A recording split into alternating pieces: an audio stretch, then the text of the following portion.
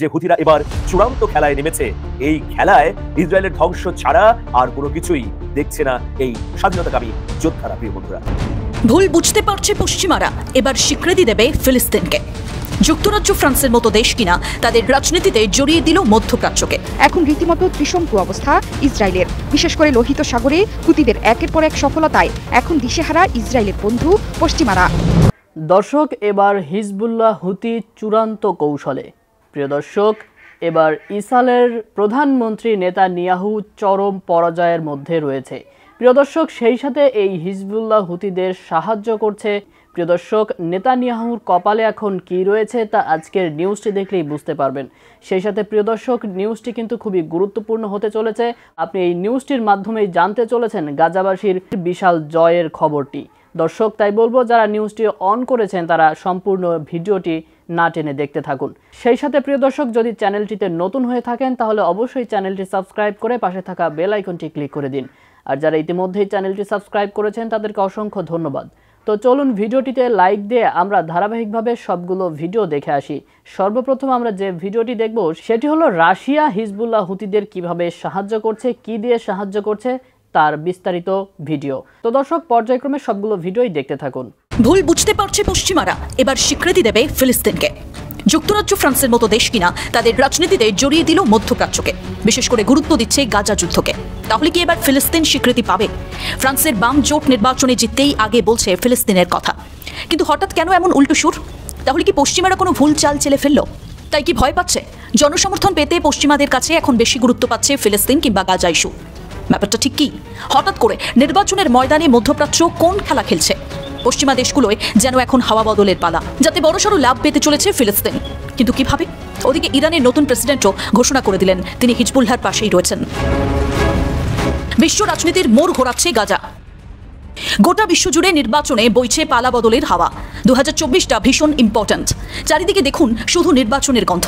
আর সবথেকে বড় আশ্চর্যের বিষয় হলো পশ্চিমা দুনিয়ার দেশগুলোতে ক্ষমতার পালা বদল ঘটছে। বিগত বছরগুলো কিংবা সাম্প্রতিক সময়ে সরকারের নিয়ম নীতি বলুন আর দেশ পরিচালনার যে পদ্ধতি, তা যেন পশ্চিমা জনগণ খুব একটা পছন্দ করছে না। তা চোখে আঙুল দিয়ে বুঝিয়ে দিচ্ছে তাদের ভোট ব্যাংকের মাধ্যমে। আর সেখানেই একটা বড় ইস্যু হয়ে দাঁড়িয়েছে মধ্যপ্রাচ্যের রাজনীতি। যদি বলেন ইউরোপের সঙ্গে মধ্যপ্রাচ্য কোনোভাবেই জড়িয়ে নেই, বিশেষ করে নির্বাচনের সঙ্গে তো নয়, তাহলে কিছুটা ভুল ভাবছেন।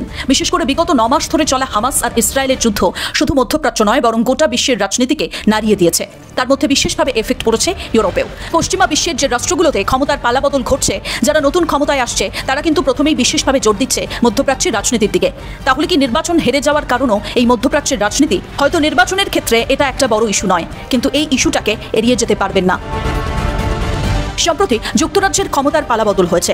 নতুন ব্রিটিশ পররাষ্ট্রমন্ত্রী ক্ষমতায় আসতেই যে বিষয়গুলোর উপর ফোকাস করছেন তার মধ্যে অন্যতম গাজা যুদ্ধ।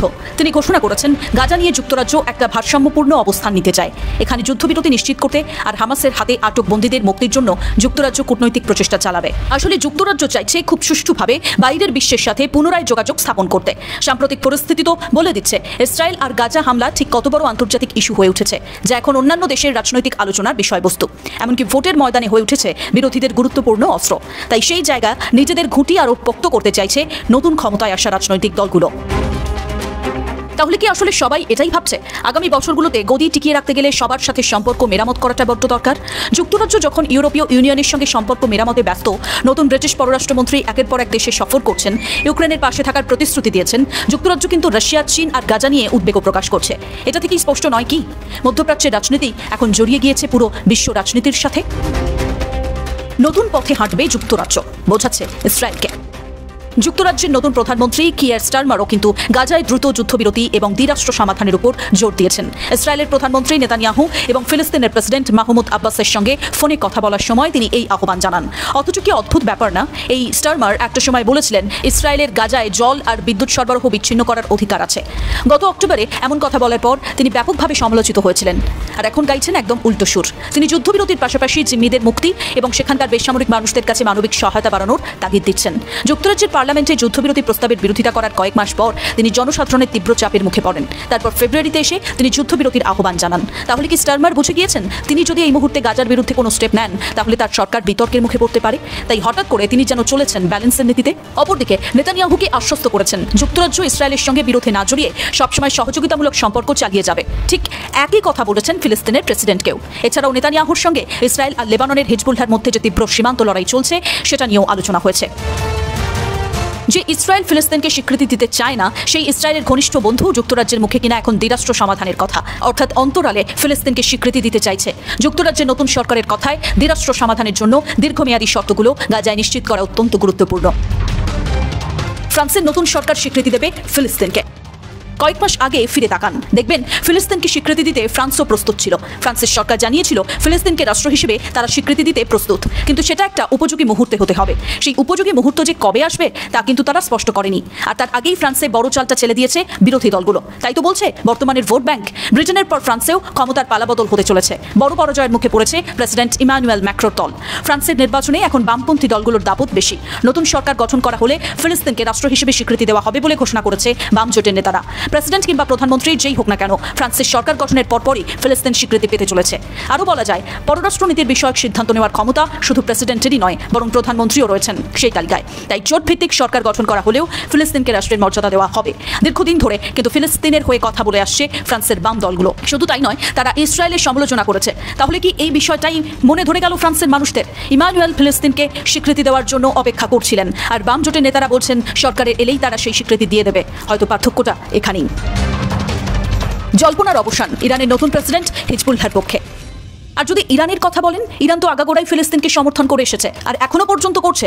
কিন্তু মাঝখানে গুঞ্জন উঠেছিল ইরানের নতুন প্রেসিডেন্ট সংস্কারপন্থী মাসুদ পেজেশকিয়ান হয়তো হাঁটবেন একটু অন্য পথে।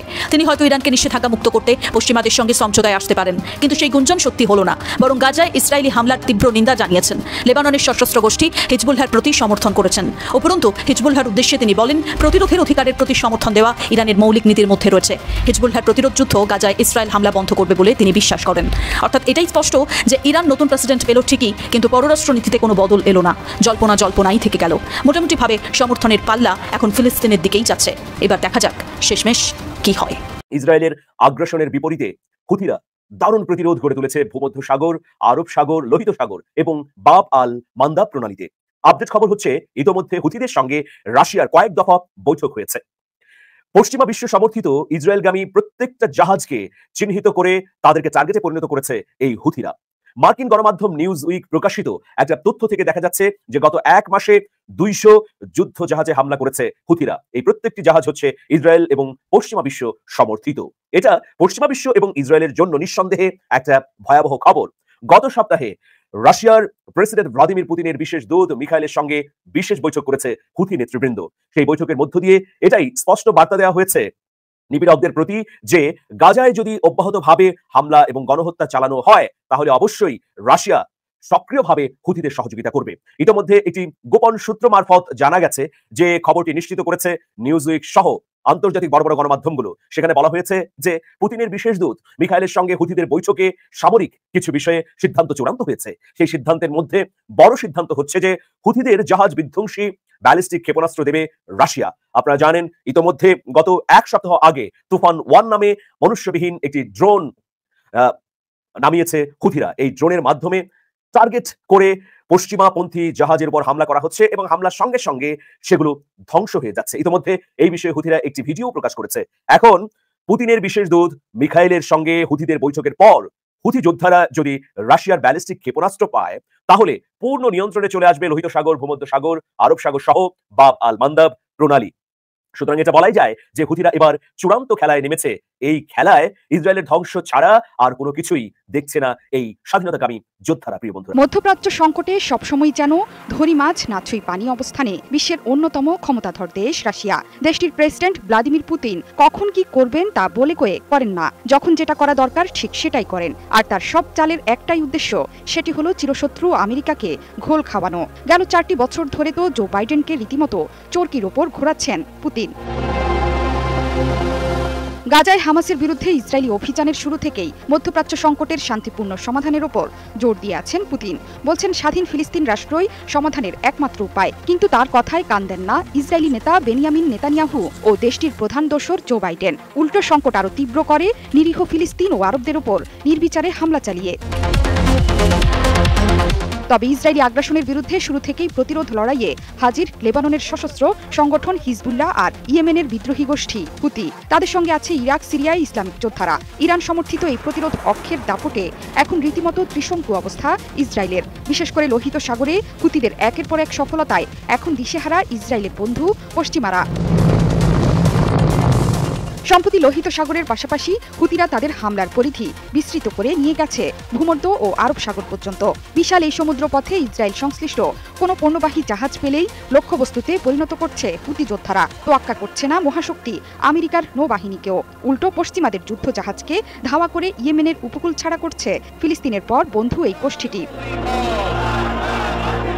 আর প্রকাশ্যে বা গোপনে হুতিদের হাতে আধুনিক অস্ত্রের চালান কিংবা নকশা দিয়ে সহায়তা করে যাচ্ছে রাশিয়া। সেই সঙ্গে লোহিত সাগরে কৌশলগত যুদ্ধে কি করে জিততে হবে সেই বুদ্ধি ও পরামর্শ দিয়ে যাচ্ছে দেশটি। সম্প্রতি মধ্যপ্রাচ্যে রাশিয়ার বিশেষ দূত মিখাইল বোগদানোভের সঙ্গে লোহিত সাগরে চলমান সামরিক অভিযান নিয়ে আলোচনা করেছে ইয়েমেনের এই সশস্ত্র গোষ্ঠীর একটি প্রতিনিধি দল। ইয়েমেন মনিটরের এক প্রতিবেদনে বলা হয়েছে, এই বৈঠকে গাজায় ইসরায়েলের আগ্রাসন এবং ইয়েমেনে ইঙ্গো মার্কিন জোটের হামলা বন্ধের উপায় নিয়ে আলোচনা হয়েছে। এ সময় হুতি কর্মকর্তারা জানিয়েছেন, লোহিত সাগরে একমাত্র ইসরায়েল সংশ্লিষ্ট জাহাজে হামলা করা হচ্ছে, অন্য কোনো দেশের জাহাজকে লক্ষ্যবস্তু করা হচ্ছে না। হুতি মনে করে ইসরায়েল সংশ্লিষ্ট যে কোনো জাহাজই তাদের বৈধ টার্গেট। এদিকে মার্কিন সাময়িকী নিউজউইক ম্যাগাজিন জানিয়েছে, রাশিয়ার প্রেসিডেন্ট ভ্লাদিমির পুতিন ইরানের মিত্র হুতি বাহিনীকে জাহাজ ডুবিয়ে দিতে সক্ষম এমন ব্যালিস্টিক ক্ষেপণাস্ত্র দেওয়ার কথা বিবেচনা করছেন। তাই বাইডেন প্রশাসনের আশঙ্কা, মস্কোর সঙ্গে হুতিদের সম্পর্ক লোহিত সাগরে পশ্চিমা জাহাজের চলাচলকে আরও বেশি বিপন্ন করে তুলবে, একই সঙ্গে সাগরের নিরাপত্তা ব্যবস্থাকে ভঙ্গুর করে দেবে। নিউজউইকের মতে, ইউক্রেনকে দুই হাত খুলে পশ্চিমাদের অস্ত্র সহায়তার পাল্টা ব্যবস্থা হিসেবে ইরানের সঙ্গে সখ্যতা বাড়িয়ে রাশিয়া মধ্যপ্রাচ্যে নতুন একটি জোট গঠন করতে চাইছে। সেই লক্ষ্যে ব্রিক্স জোটের বাইরেও ইয়েমেন, লেবানন, সিরিয়ার সঙ্গে আরও ঘনিষ্ঠ সহযোগিতার সম্পর্কে জোর দিচ্ছে ক্রেমলিন। এতে করে হুতিরা সামনের সময়ে আরও ভয়ঙ্কর হয়ে উঠতে পারে বলেই মনে করছে মার্কিন থিঙ্ক ট্যাঙ্কগুলো। উল্লেখ্য, গেল নভেম্বর থেকে শুধু পেন্টাগনের হিসেবেই ইয়েমেনের উপকূলে প্রায় 200 পণ্যবাহী জাহাজে হামলা হয়েছে। এমনকি মার্কিন বিমান হামলার মধ্যেও শতাধিক জাহাজে হামলা করেছে হুতিরা। গত মার্চে রুবিমার ও টিউটর নামের দুটো জাহাজ ডুবিয়ে দিয়েছে। একটি জাহাজে বিস্ফোরক বোঝাই মনুষ্যহীন বোট দিয়ে হামলা চালানো হয়েছে, আর ট্রু কনফিডেন্সে আগুন ধরিয়ে দেয় হুতি যোদ্ধারা। দর্শক মণ্ডলী, আমি আশা করছি আজকের নিউজটি আপনি খুবই মনোযোগ দিয়ে দেখেছেন। সেই সাথে প্রিয় দর্শক, এই ভিডিও সম্পর্কিত যদি কোনো তথ্য বা মতামত থাকে তাহলে অবশ্যই কমেন্ট করে জানাবেন। এতক্ষণ সাথে থাকার জন্য ধন্যবাদ। নিউজটি শেষ করছি এখানেই, ফিরছে আগামী ভিডিওতে নতুন কোনো টপিক নিয়ে। আল্লাহ হাফেজ।